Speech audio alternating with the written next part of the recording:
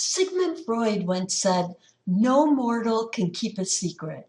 If his lips are silent, he chatters with his fingertips.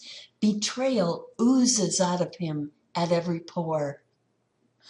Paul Ekman later pointed out with his research that some pores ooze more than others.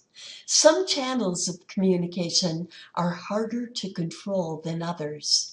Here are the channels in order of ease of control, from the easiest to the most difficult: speech, facial expressions, body nonverbals, and voice. Speech and facial expressions are the easiest channels to control.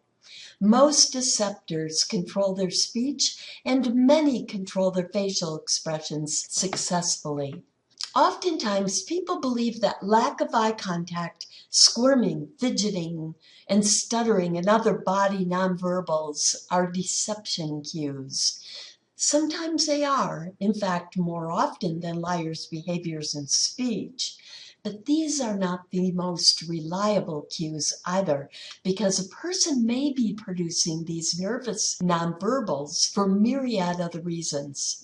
In my trial consulting work, for example, I often need to work to get witnesses comfortable with the courtroom environment, or they will produce these nervous nonverbals regardless of the truthfulness of their testimony. The qualities of the voice is clearly the most telling, the channel through which liars leak the most.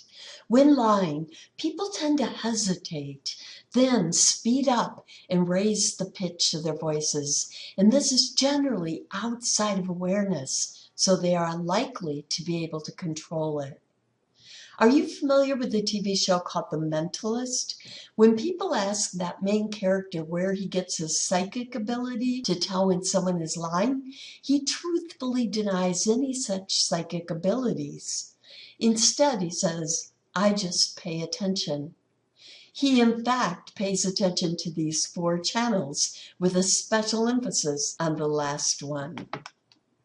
Now, you probably already know that lie detectors are not reliable at detecting deception. They are too often fooled by the guilty, in addition to falsely identifying innocent but anxious people as liars. Psychologists are researching the possibility of using brain scans for more reliable lie detection. But be aware that to date, no attempts have yet been reliable enough to be admitted into evidence in court, despite many attempts by attorneys. Some companies make false claims about the reliability of their brain scans. They claim that their lie scans decrease dating risk, increase quality of personnel selection, or can even increase national security if used to interrogate prisoners of war. Again, lie detectors have not proven to have any such reliability. Social psychologists are looking for more reliable ways to detect deception. In one study, for instance, truth tellers and liars were told to tell their stories backward, in reverse chronological order. The task is a lot more difficult for the liars. So this search for more reliable ways to detect deception is in progress. Can you identify a false smile? Pause the video and take this fun test. In your search browser, type "spot the fake smile." Let me repeat that. Spot the fake smile. Then select the one that says Survey Monkey and take the test.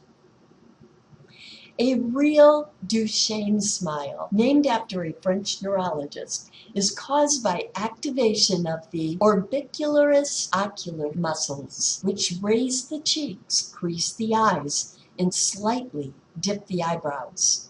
This muscle is under less voluntary control compared to the zygomatic major muscle that simply bends the mouth upwards into a smile. Fake smiles, therefore, feature the upturned mouth, but do not affect the upper cheeks and the eyes as much. You might say there's just something missing around the eyes. Can a Duchenne smile be faked? Sure, if you study it and practice, which serious actors do, but most people are not serious actors. How good are we in general at detecting fake smiles? Actually, we're better with people we know, which makes perfect sense, right? In order to tell that something is missing around the eyes, we must know that person's baseline. By the way, this is true of nonverbal behavior in general. In order to read one's nonverbals accurately, we must first study an individual's baseline. I have put in for and am hoping to teach a special topics class called Silent Language, Decoding Nonverbal Behavior. So if this piques your interest, be sure to watch for it in ASU's schedule of classes. Now, in our last segment of this lecture, we will explore factors that boost our accuracy at forming impressions of others.